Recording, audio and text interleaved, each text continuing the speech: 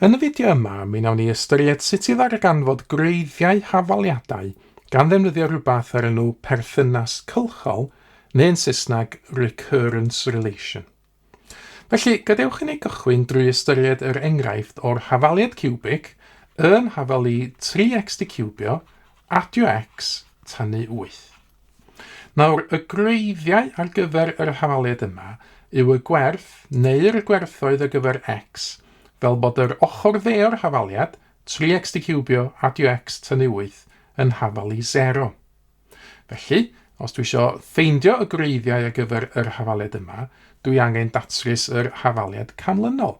3x di cubio adio x tynnu 8 yn hafalu 0.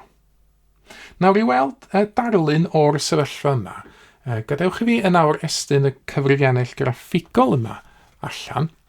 Wedyn na i droi ymlaen, na i fynd i'r menu y ddewislen, na i fynd lawr i rhif 5, sef yr offer graffio, a wedyn na i reid y 3x di cubio adio x tynnu 8 i fewn yn fan hyn. Felly, yn hafalu 3x i'r pŵer 3, symud y draws, adio x arall, a wedyn tynnu 8.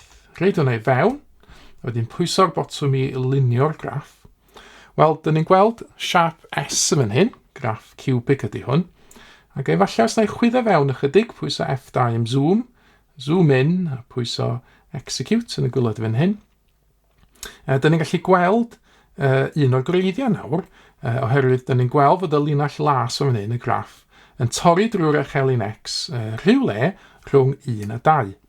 Felly, fydda i ddeud fod yna wreiddyn yn perthyn i'r hafaliad yma rhwng 1 a 2. Ond be dwi eisiau gwneud yn awr ydy ffeindio'n union be ydy'r gwerth y fan hyn. Ydy o'n 1.2, ydy o'n 1.3, neu rhywbeth fwy manwl gywir na hynna.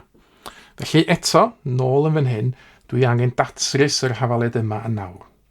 Nawr, dros y blynyddoedd, dwi wedi gweld nifer o ffyrdd gwahanol o geisio taclo'r broblem yma. Nôl yn y gwaith tygau, efallai newch chi gofio gwneud gwaith cynnig y gwella, lle oeddwn ni'n gwneud tabl efo tair colom, cynnig, ateb, a wedyn rhy fach a rhy fawr, ac oeddwn ni'n defnyddio cyfrifiannell, a efallai newch chi gofio defnyddio'r table mode i ffeindio datrysiad i hafaliad tebyg o'r math yma. Flwyddyn dwythaf yn Uned 1, nathon ni drio defnyddio theorem y gweddill a theorem y ffactor i datrys hafaliadau tebyg i hon. Ffeindio un ffactor, ac yna rannu allan gan ddefnyddio ffram rannu allan. Ond yn y fideo yma, dwi am gyflwyno dull newydd o geisio datrys yr hafaliad yma, trwy ddefnyddio rhywbeth ar enw perthynas gylchol. Nawr, yn yr achos yma, i ffurfio perthynas gylchol, dyma dyn ni angen wneud. Dyn ni angen edrych ar y hafaliad yma, lle dyn ni eisiau ffeindio'r gwreiddiau, a dyn ni angen newid y testyn fel bod x ar ben ei hun ar ochr chwith yr hafaliad. Nawr, mae yna fwy nag un ffordd o wneud hyn yn yr achos yma, oherwydd mae'r x yn ymddangos fwy nag un waith ar ochr chwith yr hafaliad. Mae'r x yn ymddangos fel rhan o'r term 3x di cubio ar y cychwyn, a hefyd mae'r x yn ymddangos ar ben hun yn canol yr hafaliad y fan hyn. Felly, os dwi eisiau newid testyn yr hafaliad yma, i gael x ar ben hun ar ochr chwith, fel dwi'n dweud, mae yna ddau ffordd gwahanol o wneud hyn. Os dwi eisiau gwneud yr x yma yn destyn i'r hafaliad, be fydda i'n wneud ydy i adio 8 i bob ochr yr hafaliad yn gyntaf. Felly, mae hynna'n golygu fasa 3x di cubio adio x yn hafalu 8. A wedyn, sy'n ni'n tynnu 3x di cubio i ffwrdd o bob ochr o'r hafaliad, fel bod x yn hafalu 8 tynnu ffwrdd 3x di cubio. A dyna fi di trin yr hafaliad yma, fel bod yr x oedd yma yn y canol yn gychwyn ar ben ei hun ar y ochr chwith. Felly dyna ni un ffordd o gael x yn destyn i'r hafaliad. Ar y llaw arall, efallai sy'n ni'n hoffi cael yr x yma yn destyn i'r hafaliad. Ac i wneud hyn, eto dwi gychwyn hefo'r hafaliad yma, sy'n ni'n adio 8 i bob ochr yr hafaliad i gychwyn. Felly eto mae 3x di cubio adio x yn hafalu 8. So dwi wedyn yn tynnu x i ffwrdd o bob ochr yr hafaliad, fel bod 3x di cubio yn hafalu 8 tynnu ffwrdd x. Wedyn, sy'n ni'n rhannu fy 3, fel bod x di cubio yn hafalu 8 tynnu x i gyd di cael ei rannu fy 3, A wedyn i gael x ar ben ei hun, so ni'n cymryd trydydd isradd o bob ochr yr hafaliad, fel bod x yn hafelu trydydd isradd 8 tynnu x dros 3 i gyd. Na unwaith wedi cael x yn destun i'r hafaliad, y ffordd dwi'n ffurfio perthynas gylchol ydy hyn. Dwi'n galw'r x sydd ar ben ei hun ar ochr chwith yr hafaliad yn x hefo n adio 1 oddi tano. Ac yna unrhyw le mae x yn ymddangos ar ochr dde'r hafaliad, dwi'n galw'r x yna yn xn. Felly yn yr achos yma mae gennym fi 8 tynnu ffwrdd 3 gwaith xn di ciwbio. Yn gwneud yr un math o beth yn yr achos yma, ochr chwith, mae hwnna'n x n adio 1. Ac yna dwi'n cael gwared o'r x yma a dwi'n jyst yn sgwennu xn yn ei le efo. Felly trydydd isradd 8 tynnu xn a dyn cwbl lot i cael ei rannu efo 3. Felly dyma ni perthynas gylchol a perthynas gylchol arall. Nawr mae'n tra allan, dyn ni'n gallu ceisio defnyddio y perthynas gylchol neu'r perthnasau gylchol yma i ffeindio'r gwreiddiau ar gyfer yr hafaliad yma. Nawr, bellach ymlaen yn y cwrs, mi wnawn ni egluro, mi wnawn ni ymchwilio i pam fod y techneg yma'n gweithio i ddarganfod gwreiddiau. Pam fod gwneud x yn destun a wedyn ffurfio'r perthynas gylchol yma yn gweithio. Ond nawr, be dyn ni eisiau ddeall ydy, mae'r perthynas gylchol yma yn rhaid dilyniant o rifau iddyn ni. Oherwydd mae'r perthynas gylchol yn deithio ni sut i gael y rhif nesaf yn y dilyniant. Y rhif nesaf yn y dilyniant, yr x n adio 1, yn yr achos yma ydy 8 tynnu ffwrdd 3 gwaith lluosi hefo yr un cynt di ciwbio.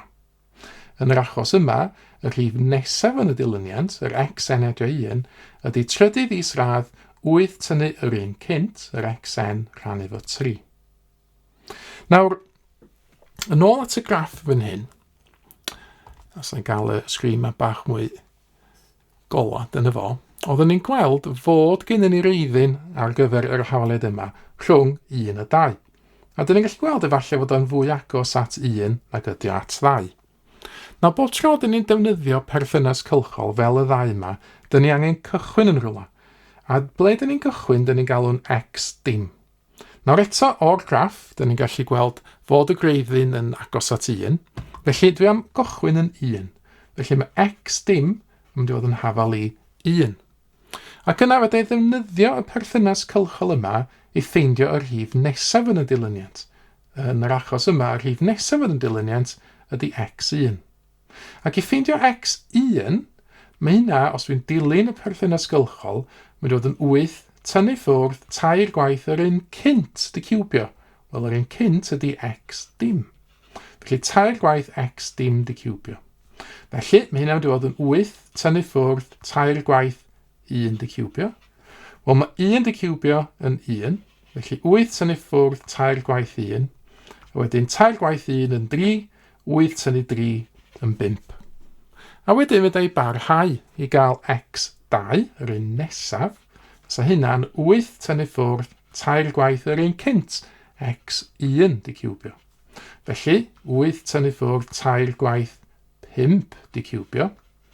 5 di ciwbio yn 125.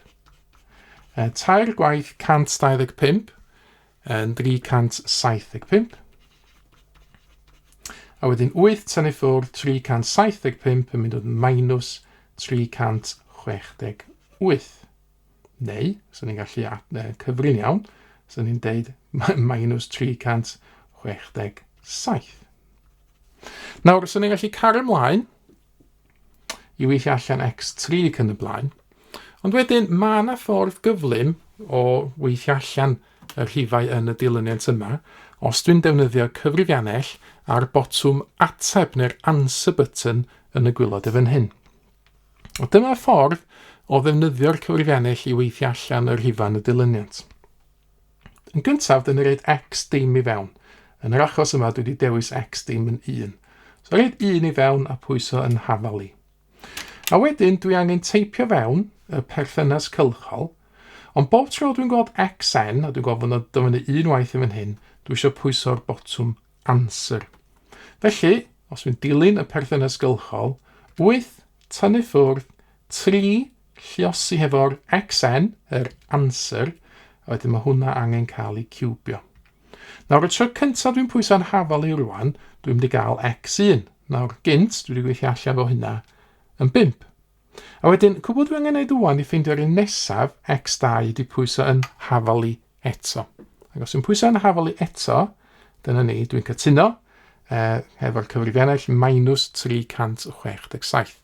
Os ei pwyso yn hafal i unwaith eto, dwi'n gael x3, fel mae hwnna yn rif hir.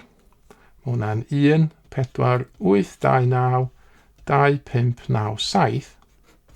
A wedyn, fyddai ffeindio x4, x5, x6 ac yn y blaen, dwi'n dal yn bwyso yn hafal i. Nawr, os dwi'n gwneud hyn, sylwch beth sy'n digwydd. Mae x4 yn rif hyd yn oed fwy. Mae angen defnyddio ffurf safonol yn awr i ddangos y rhif mawr yna'r gyfrifiannell. Ond os dwi'n dal yn bwyso yn hafal i, mae yna bwynt yn cyrraedd lle mae'r rhif yn mynd mor fawr dy'r cyfrifiannell ddim yn gallu ddangos o. Nawr, mae hyn yn ddangos y dydy pob perthynas cylchol ddim yn mynd i reid gwreiddiau iddyn ni. Dydy pob perthynas cylchol ddim yn gallu cael ei ddefnyddio i ffeindio gwreiddiau. Mae hyn yn wir yn yr achos yma, roedd mae'r rhifau yn y dilyniant yn mynd yn fwy ac yn fwy, yn positif ac yn negatif, bob yn ail. A felly, gafon ni wedi cyrraedd y mather yma, gafod y rhif yn mynd yn fwy ac yn fwy am byth.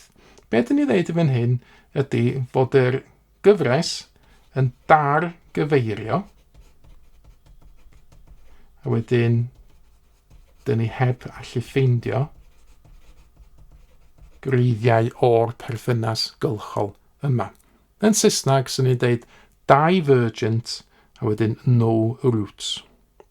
Felly, fedai ddim ffeindio gwreiddyn ar gyfer yr hafaliad o'r perthynas cylchol yma. Na, gadewch i ni drio gwneud beth tebyg yn awr hefo'r perthynas cylchol ar y ochr dde fan hyn. Eto, yn ei ddewis yr x dim fel 1, oherwydd o'r cyfrifiannell graffigol gynt, oedden ni'n gweld fo'n reiddyn rhwng 1 a 2. A wedyn, os dwi'n ffeindio x1 fan hyn, eto, be fyddai'n neud ydy rhaid yr perthynas gylchol i fewn i'r cyfrifiannell, a bob tro dwi'n gweld xn, fyddai'n reid yr answer button i fewn. Felly, os na i pwyso on fan hyn nawr i ailoso pob dim, na reid yr x dim i fewn y gyntaf, sef 1. So reid 1 i fewn, sef x dim. A wedyn reid y perthynas cylchol i fewn. Felly dwi angen trydydd is-radd, felly shift, trydydd is-radd. Pwyso bottom fraction. Top y fraction ydy 8 tynnu xn, wel 8 tynnu'r atab felly. Gwylod y fraction ydy 3. Tro cyntaf dwi'n pwyso'n hafal i, dwi'n gael x1. x1 yn 1.326, 35243.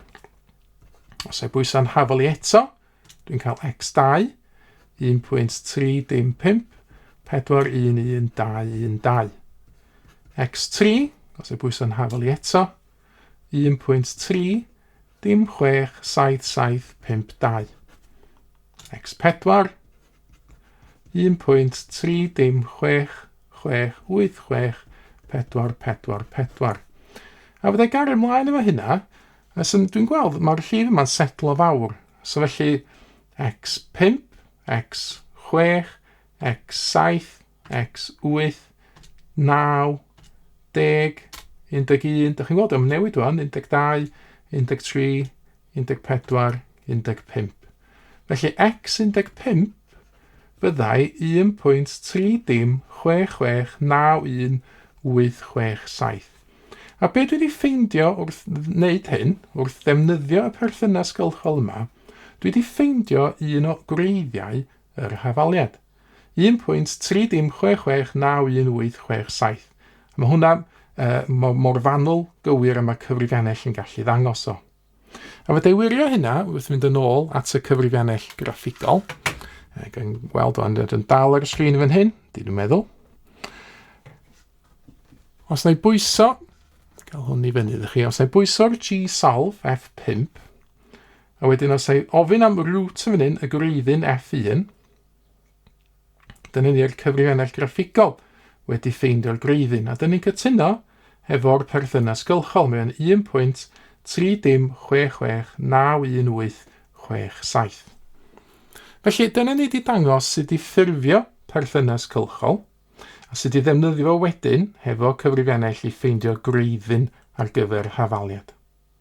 Nawr, yn y fideo nesaf, wnawn ni edrych ar cwestiwn arholiad, neu'r math o gwestiwn sy'n dyfynu mewn arholiad ar y testyn yma. Ac un peth o'n ni ystyried yn y fideo yna ydy sut i brofi fod gynnon ni wreiddyn yn fan hyn i ryw fanwl gywirdeb priodol. Mae mwy o fideos adolygu ar gael ar ein sianel YouTube Adolygu Mathemateg. Am y newyddion diweddaraf neu holi cwestiwn, dilynwch ein cyfrif trydar @mathemateg. Neu ewch i'n gwefan www.mathemateg.com am fwy o adnoddau adolygu.